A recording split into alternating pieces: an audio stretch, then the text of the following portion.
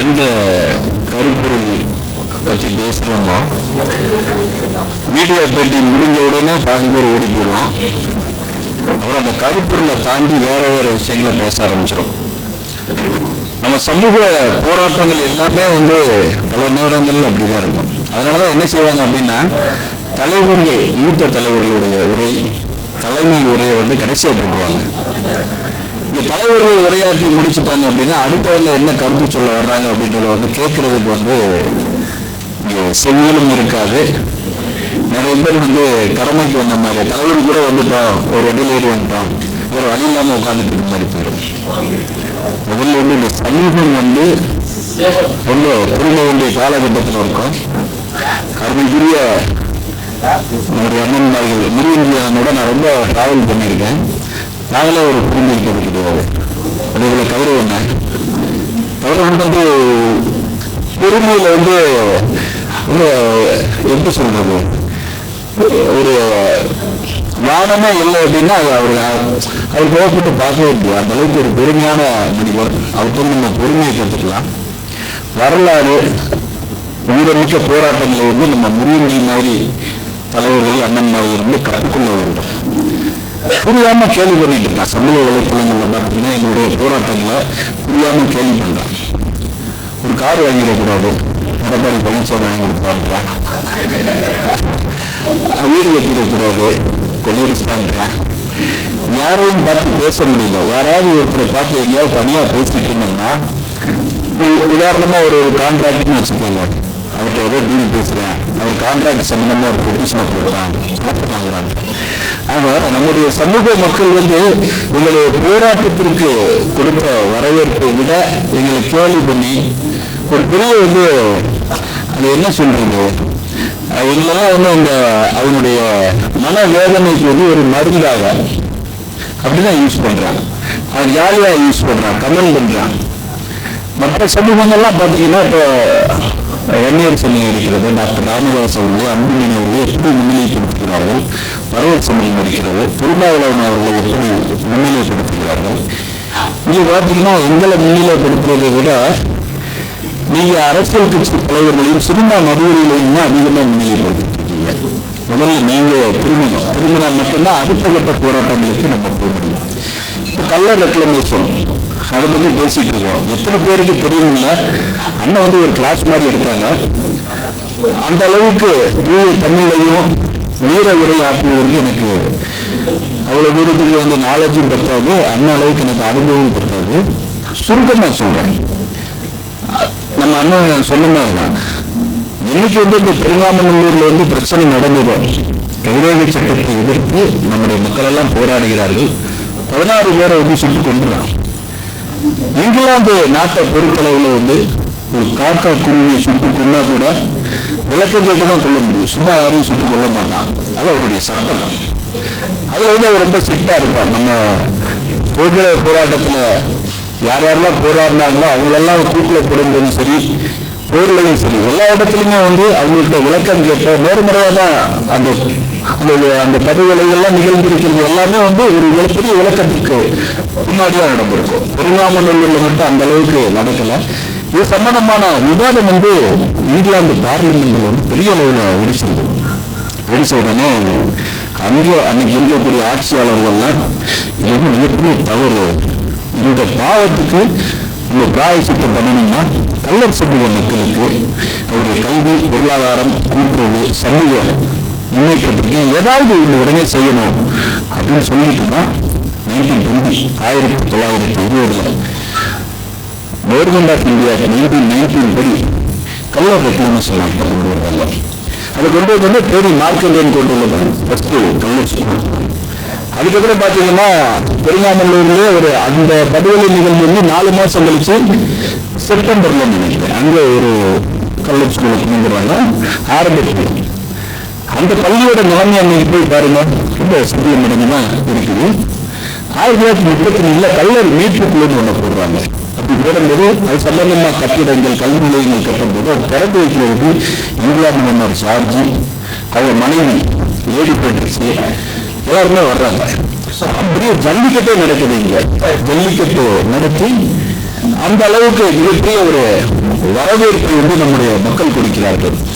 இங்கிலாந்து மன்னர் ஜார்ஜ் அன்னைக்கு இருந்த மன்னர் வந்திருக்காரு அப்படின்னா எந்த அளவுக்கு இந்த சமூக மக்களுக்கு ஒரு முன்னுரிமை கொடுத்திருக்காருன்னு பாருங்க. முக்குளத்தோடு நம்ம பெருசா பேசுறோம். முக்குளத்தோர் சமுதாயத்துல வந்து அந்த சுதந்திர போராட்ட காலகட்டங்கள்ல வந்து அந்த 1920 இருந்து இன்னைக்கு வரைக்குமே அதிகம் பாதிக்கப்படுகிறது வந்து பெருமலைக்குள்ள சமுதாயம் தான். இதை நாம் ஏற்றுக்கொள்ள வேண்டும். இப்ப நான் வந்து நிறைய சொல்லணும், அதுக்காக வந்து நிறைய சமூகம் தான். நான் எந்த இடத்துல இது வரைக்கும் ஆச்சு, இத்தனை வருடங்களாக 46 வருடங்களாக எந்த இடத்திலும் நான் நிறைய சமூகம் வந்து யாரிடத்தில் வெளிப்படுத்துவது கிடையாது. இந்த இடத்தில் வெளிப்படுத்த வேண்டிய கட்டாயத்தில் இருக்கிறேன். புறநிலை கல்லர் சமூகம் போல மிக மிக கொடுமைப்படுத்தப்பட்ட ஒரு சமூகம் கிடையவே கிடையாது. நிறைய சமூகத்தில் இருந்து குறிப்பிட்ட நபர்களுக்கு மட்டும்தான் அந்த கைரேகை சட்டம். இதுல பார்த்தீங்கன்னா டிஎன்பி, இதுல பாத்தீங்கன்னா எல்லாருமே அந்த புறநிலை சமூகத்தில் எல்லாருமே வந்துருவாங்க. அப்ப 45 சிக்கானத்தில் வந்து கல்லர் மாணவிகள் ஹாஸ்டல் அந்த ஹாஸ்டல் திறக்கிறாங்க. அப்படி திறக்கும் போது அன்னைக்கு இருந்த கலெக்டர் விஸ்வநாதன் வந்து திறந்து வைக்கிறாரு. என்ன பியூட்டி அப்படின்னு பாத்தீங்கன்னா, அன்னைக்கு பெண் கல்விக்கு இந்த சமூக முக்கியத்துவம் கொடுக்க வேண்டும் என்று சொல்லி அந்த அன்னைக்கு அரசியல் திறந்திருக்காங்க. அப்ப தொடர்ந்து பார்த்தோம்னா இதெல்லாம் நமக்கு வந்து வரலாறு, அந்த பில்டிங் எல்லாமே வரலாறு. இன்னைக்கு எப்படி ஒவ்வொரு கோட்டையெல்லாம் நம்ம பாதுகாக்கிறோமோ அதுக்குள்ள அந்த வரலாறை பாதுகாக்க வேண்டிய கட்டாயத்தில் இருக்கும். நிருபர் கேட்டாரு, எதுக்காக சார் கல்லர் ஸ்கூல் எல்லாம் நீங்க வந்து பள்ளி கல்வித்துறையோட இணைக்கக்கூடாதுன்னு அப்போஸ் பண்றீங்க அப்படின்னு கேட்டார். இதோ எல்லாருமே தெரிஞ்சுக்கீங்க, வரலாறை பாதுகாக்க வேண்டும். அது வாத்தியாருக்கு சம்பளம் வருது, ஸ்கூல் ஸ்டூடெண்ட்டுக்கு வந்து எக்ஸ்ட்ரா சில சலுகைகள் இருக்கு, அதெல்லாம் உண்மைதான். சில பேர் சொல்றான் எதுக்காக ஸ்காலர்ஷிப் வாங்குறீங்கன்றான். நல்ல ஒரு ஓட்டப்பண்ணி நடக்கு, கைகால்கள் நல்ல திறமா உள்ளவனுக்கு 15 நிமிஷத்துல அந்த இடத்தை அடைய முடியும். அப்படின்னா கைகால் வந்து வலுவில்லாதவன் அல்லது வந்து ஒரு பிசிக்கலி சேலஞ்சு பர்சன்னா அவன் போறதுக்கு வந்து ஒரு 20 நிமிஷம் 10 நிமிஷம் சேர்த்து ஆகும். அப்ப அவனுக்கு என்ன கொஞ்சம் தூரத்தை குறைச்சி வைக்கணும். இது வந்து மனிதாபிமானப்படி நேச்சுரல் ஜஸ்டிஸ் படி கொடுக்க வேண்டிய ஒரு விஷயம். அதைத்தான் செய்து கொண்டிருக்கிறார்கள். பின்தங்கிய பகுதிகளில் இந்த புறமலை கல்லர் சமூக மக்கள் இந்த அரசாங்கத்தால் அடக்குமுறைக்கு உள்ளாக்கப்பட்டிருக்கிறார்கள். பல பள்ளிகளில் சிறைகளாக பயன்படுத்தியாக வரலாறு இருக்கிறது. இந்த மக்கள் எல்லாம் கல்வி பொருளாதாரத்தில் பின்தங்கிய சூழலில் இருக்கிறார்கள் என்று கொண்டு வரப்பட்டதுதான் அந்த கல்லர் ரெக்கக்னிஷன் ஸ்கீம்ல இருக்கக்கூடிய அந்த பள்ளி. அதுல படிச்சு இன்னைக்குதான் கொஞ்சமா டெவலப் ஆயிட்டு வர்றாங்க. இங்க போய் பள்ளி கல்வித்துறையில சேர்க்கிறது எதுக்காக சேர்க்க போறாங்கன்னு அடுத்து வரேன். அப்ப இது மிகப்பெரிய ஒரு முட்டாள்தனம். இந்த வரலாற்று அடையாளங்களை இன்னைக்கு பாத்தீங்கன்னா மார்க்கண்டேயன் கோட்டையில பழைய ஸ்கூல இடிச்சிட்டாங்கன்னு சொல்றாங்க, கட்டடவன் கட்டி இடிச்சிட்டாங்கன்னு சொல்றாங்க, தும்மக்குள்ள எப்ப வேணாலும் இடிச்சிருவாங்கன்னு சொல்றாங்க. இதெல்லாம் தாண்டி நம்முடைய கீழப்பகுதியில் இருக்கக்கூடிய சிறை, அதே போல வந்து இன்னும் சில ஸ்கூல்களை பார்த்தீங்கன்னா அந்த சிந்துப்பட்டியில் இருக்க பழைய போலீஸ் ஸ்டேஷன், அதே போல வந்து நம்ம பூசலபுரத்தில் இருக்கக்கூடிய போலீஸ் ஸ்டேஷன், இப்படிலாம் பல அடையாளங்கள் இருக்கிற அந்த அடையாளங்கள்லாம் இன்னைக்கு வந்து அழியக்கூடிய சூழ்நிலை இருக்கிறது. இதெல்லாம் வந்து நம்ம வந்து பராமரிக்க வேண்டியது, பாதுகாக்க வேண்டியது நம்முடைய தார்மீக கடமை. நான் வந்து கிட்டத்தட்ட 97 இங்க வந்துட்டேன். நான் லா காலேஜ் படிக்கும்போது இங்க வந்தேன். அன்னைக்கு வந்து இந்த கல்லர் சமூக மக்கள் தான் எனக்கு அன்பும் ஆதரவு கொடுத்து பாதுகாத்ததெல்லாம் கல்லர் சமூகம் தான். இன்று என்னுடன் தோளோடு தோல் கொடுத்து துப்பாக்கியால் நிற்கக்கூடியதும் இங்க அன்புக்குரிய சகோதரர் சுமன் போன்ற கல்லர் சமூக சகோதரர்கள். கீழக்குடி வந்து எனக்கு ரொம்ப பிடிக்கும். அடுத்த முறை நான் வந்து ஒரு ஊர்ல பிறக்கணும் அப்படின்னா கீழக்குடியில் பிறக்கணும்னு நினைப்பேன். என்ன அப்படின்னா நான் வந்து அன்னைக்கு வந்து வீட்டுல இருந்து வெளியே இருக்கேன். எனக்கு பேண்ட் சட்டமா இருக்கு. அன்னைக்கு எங்க மாமன் தெய்வம் தான் வந்து எனக்கு உதவி பண்ணார் பைக் வாங்குறதுக்கு. தெய்வம் எங்க மாமன் அவர் புறமலைக்கு வர்றேன். இன்னைக்கும் மாமா மாப்பிள்ளான்னு அப்படிதான் அந்த உறவு போயிட்டு இருக்கு. அது ஒரு ரத்த உறவு. எனக்கு ஒரு பிரச்சனை நான் உடனே கீழக்குள்ள 100 பேர் கிளம்பி வருவாங்க. அவங்களுக்கே தெரியாது, ஒரு இடம் முடியாத பாசம். அப்ப நானெல்லாம் வந்து பாத்தீங்கன்னா நீங்க என்ன செய்றீங்களோ அதோட ஒரு படி மேலே செய்யணும். ஒருவேளை இந்த முயற்சியில வந்து வழக்குகள் அல்லது குண்டர் சட்டங்கள் அல்லது துப்பாக்கி சூடு உண்டு என்ற ஒரு எந்த ஒரு இக்கட்டான சூழ்நிலை வந்தாலும் அது எனக்கு வரணும் அப்படின்னு நான் கடவுளையும் கேட்டுக்கிறேன், பசுமன் முத்துராமலிங்க தேவரையும் கேட்டுக்கிறேன். ஏன் அப்படின்னா நான் வந்து இன்னும் நிறைய கடமைப்பட்டிருக்கேன் இந்த சமூகத்திற்கு. இந்த சமூக மக்கள் வழக்கறிஞராக பணியாற்றிய காலத்தில் ஏராளமான வழக்குகளை கொடுத்து நான் இன்று வளர்ச்சி அடைவதற்கு மிகப்பெரிய ஒரு காரணமாக இருந்தே இந்த சமூக மக்கள். இன்னைக்கு ஒரு துணி கூட யார் யாரோ சொந்தக்காரெல்லாம் புறணி பேசும்போது இந்த சமூகம் என்னை புறணி பேசியதில்லை, வாழ்வுதான் இருக்கிறது. அனைவரையும் வந்தாரை வாழ வைத்த ஒரு சமூகத்திற்கு இப்படிப்பட்ட ஒரு சூழ்நிலை வரும்போது நாங்கள் எங்கள் அந்த அண்ணன்மார்கள் உருவஞ்சி நம்ம கதிரவன் பின்னாடி கண்டிப்பா தோளோடு தோல்விட்டு நிற்கத்தான் செய்வோம். இப்ப இல்லடா திடீர்னு சந்திர ஒரு கமிஷன் போட்டான்னு நினைக்கிறீங்க, அப்படி இல்லை. அண்ணன் சொன்ன மாதிரி காமராஜர் காலத்துல இருந்தே இந்த திட்டங்கள் இருப்பதாக சொல்றாங்க. அதை பற்றி கூட எனக்கு விரிவா தெரியல. ஆனா நீங்க கடைசியா பாத்தீங்கன்னா 2023-24 நிதிநிலை அறிக்கை அதுல பிடிஆர் பழனிவேல்ராஜன் அவர் ஒரு விஷயத்தை கொண்டு வர்றாங்க. அந்த பழனி தியாகராஜனுடைய நிதிநிலை அறிக்கையில கல்லர் ஸ்கூல்ல எடுத்துட்டு போய் பள்ளி கல்வித்துறையோட இணைக்கணும் அப்படின்னு ஒரு பெரிய பிரச்சனை வருது. அப்ப ஓபிஎஸ் ஐயா, தினகரன், அது போக நம்முடைய சமூக மக்கள்லாம் மிகப்பெரிய ஒரு கொந்தளிப்பான ஒரு விஷயத்தை எதிர்ப்பு பதிவு பண்றாங்க. அது அப்படியே ஆஃப் ஆயிடுது. அதுக்கப்புறம் அப்ப என்னன்னா கவர்மெண்ட்டுக்கு முன்னாடியே ஒரு ஐடியா இருந்திருக்கு. இப்ப அந்த ஐடியாவை செயல்படுத்தணும். கவர்மெண்டா செயல்படுத்திச்சுன்னா அது ஒரு பெரிய இஷ்யூல போய் முடிகிற மாதிரி இருக்கு. அப்போ ஒரு நீதிபதியை பிடிச்சி அந்த நீதிபதியை வச்சு ஒரு அறிக்கை போடணும்னா ஒரு பிரச்சனை நடந்தாதான் ஒரு கமிஷன் போட முடியும். அப்ப நாங்குநேரியில வள்ளூர் கண்காடியா அப்படின்னு ஒரு ஸ்கூல்ல கிறிஸ்துவ மதத்திற்கு பார்க்கப்பட்ட ஒரு ஸ்கூல்ல மாணவர்களுக்கு இடையிலான ஒரு பிரச்சனை, அது சாதி பிரச்சனை கிடையாது. ஏனென்றால் நாங்குநேரியில் இந்த அந்த அந்த குற்றவாளி சமூகத்தை சேர்ந்த மாணவர்கள் எல்லாமே அந்த ஆறுகொண்டு நாட்டாளர்கள் சொல்லக்கூடிய மறுவாழ்வுச்சி பகுதியை சேர்ந்த மாணவர்கள். எனக்கும் அந்த ஆறுகொண்டு நாடு தான் எனக்கு சொந்த ஊர். அப்ப இந்த கங்காடியா ஸ்கூல் பாத்தீங்கன்னா கிறிஸ்தவ மதத்தை அடிப்படையாக கொண்ட ஒரு கல்வி நிறுவனம். அங்க நடக்கக்கூடிய நிகழ்ச்சியில புதுசா சாதி புகுத்துறாங்க. எப்படி அன்னைக்கு கண்ணகி மதுரைக்குள்ள வரும்போது அந்த கொடியெல்லாம் ஆடிச்சான். ஊரில் எடுத்த வாரையின் நெடுங்கொடி வாரலின் போல போல் மரித்து கை காட்ட அப்படின்னு. நீங்க கோவலனை கண்ணையும் கோவலன் வராதீங்க, உங்களை கொண்டு வாங்க அப்படின்னு சொல்ற மாதிரி அந்த கொடியெல்லாம் வராதுன்னு சொன்ன மாதிரி ஆடின மாதிரி தன் குறிப்பை ஏற்றி இந்த விஷயத்தை அப்படியே ஜாதிக்குள்ள கொண்டு போய் ஊத்துறாங்க. ஊற்றி இது ஜாதி பிரச்சனை தான் நடந்தது, அந்த ஜாதி பிரச்சனைனால இதுக்கு ஒரு கமிஷன் போட்டு பள்ளிகள் எல்லாம் எந்த அளவுக்கு ஜாதி இருக்கு அதெல்லாம் எப்படியாவது நம்ம குறைக்கணும் அப்படின்ட்டு அவருக்கு கொடுத்த கருத்தை how to avoid caste based violence among school student and college student. இதுதான் அவருக்கு கொடுத்தது. And suggest some suggestions. அவ்வளவுதான். இது அவருக்கு கொடுத்த டார்கெட். இந்த டார்கெட்ல அவருக்கு போன வருஷம் செப்டம்பர் மாதம் ஆகஸ்ட் மாசம் 23 கொடுக்குறாங்க. அவர் இந்த வருஷம் 29/5/2024 ஒரு ரிப்போர்ட் சப்மிட் பண்றாரு. இந்த ரிப்போர்ட்ல பாத்தீங்கன்னா முதல் point remove the caste names in school. பர்டிகுலரா என்ன போட்டிருக்காருன்னா கல்லர் ஸ்கூல், அது என்ன Kallar school and Adi Dravidar school எப்படின்னு போட்டிருக்காரு. இதுக்கு என்ன பாத்தீங்கன்னா பிரச்சனை நடந்தது கிறிஸ்தவ பள்ளியில திருநெல்வேலியில. அங்க கல்லர் ஸ்கூலுக்கு அதுக்கும் சம்பந்தம் கிடையாது. செகண்ட், அந்த சாதி பிரச்சனையும் கிடையாது. தேர்டு, அங்க அடுத்த பிரச்சனைகள் இன்னும் 2-3 பிரச்சனை சைட்டா இருந்தது. கோவைகுளத்துல அரசு பள்ளியில நம் சமூகத்தை சேர்ந்த மாணவரை பட்டியல் சமூக மாணவர் வெட்டிட்டாங்க. அதுவும் நடந்தது. அதை ஒட்டி ஒரு வீக்குல அதுக்கு முன்னாடி கிறிஸ்துராஜா பள்ளி அப்படின்ற ஸ்கூல்ல வாத்தியார் நம் சமூக மாணவர்கள் அடிச்சுட்டாங்கன்னு சொல்லி அவங்களும் அந்த சமயத்துல ஹாஸ்பிட்டல்ல அட்மிஷன் ஆயிருந்தாங்க.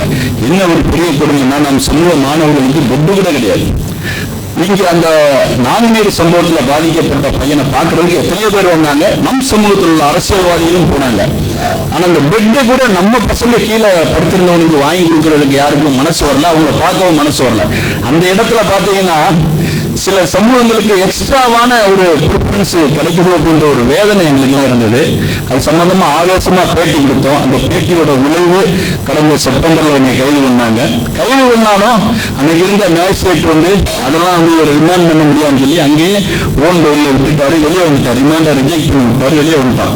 ஆனா வழக்கறிஞராகிய எனக்கே இந்த மாதிரி ஒரு சூழ்நிலை அப்படின்னா சாமானிய மனிதர்கள் குரல் கொடுத்தால் அவங்களுக்கு எத்தகைய ஒரு சூழ்நிலை இருந்திருக்கு என்பதை நினைத்து பார்த்தேன். ரொம்ப வருத்தமா இருந்துச்சு. அதுக்கப்புறமா நம்மளுடைய இதை தொடர்ந்துகிட்டு தான் இருக்கோம். 82 வழக்கு வாங்கிட்டோம். இன்னும் ஒரு 48 வழக்கு இந்த வகையில வாங்கி 100 ஆக்கின்றது என்னுடைய எண்ணம். ஒரு இயக்கத்தவர்களுடைய எண்ணம் அதுதான். சும்மா 50 நெருங்கிட்டான்னு நினைக்கிறேன். 2 பேர் சேர்ந்து எப்படி ஒரு 100 வாங்கிடணும். அண்ணனை கேட்கவே வேணாம், எப்படி 100 அடிச்சிருப்பாரு இன்னொரும். ஆக இது எல்லாமே இந்த போராட்டம் நம்ம பிறவியிலே வந்த ஒரு குணம். அண்ணன் சொல்றது மாதிரி இப்ப சந்துரு போட்டாரு.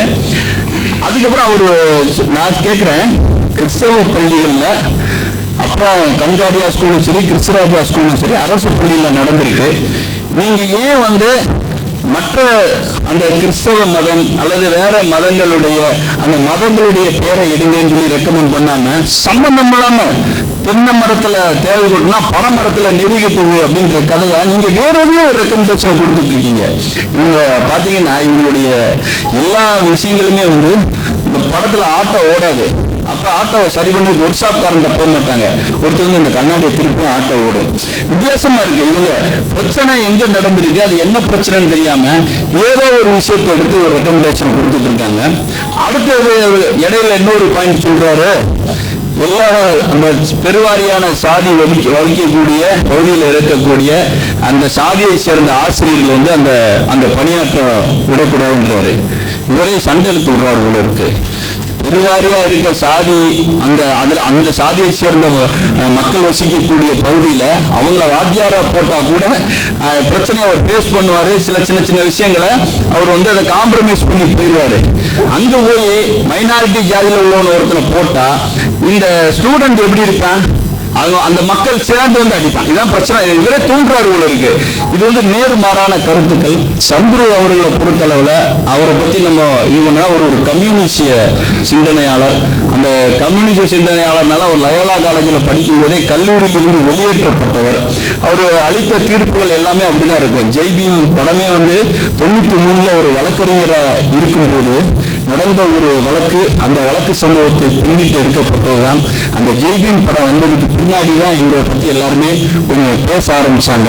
அப்படிப்பட்ட ஒரு சிந்தனையாளரை வைத்து ஏற்கனவே திட்டமிடப்பட்ட ஒரு விஷயத்திற்கு ஒரு ரெக்கமெண்ட் கொடுக்கிற மாதிரி கொடுக்க வச்சு, நீ அடிக்கிற மாதிரி அடி, நான் அழுகிற மாதிரி அழுகிறேன்னு சொல்லி இந்த ஸ்டாலின் அவர்களுடைய அரசாங்கம் நம்முடைய பிரமலைக்குள்ள சமூக மக்கள் மீதும் ஆதி திராவிடர் மக்கள் மீதும் ஒரு வெறுப்பு விஷத்தை கக்கி இருக்கிறது. இந்த நிகழ்வுல நம்ம எல்லாருமே ஒருங்கிணைஞ்சு போராட வேண்டும். எந்த போராட்டமாக இருந்தாலும் சரி, அது எத்தகைய போராட்டம் எத்தகைய வழக்குகள் வந்தாலும் சரி எதிர்கொள்ள நானும் அண்ணன்மார்களும் நேதாஜி சுபாஷ் சந்திர அமைப்பும் உங்களோடு தோன்றிருப்போம், உறுதியாக இருப்போம் என்று சொல்லி வாய்ப்புக்கு நன்றி கூறி விடைபெறுகிறேன். நன்றி, வணக்கம்.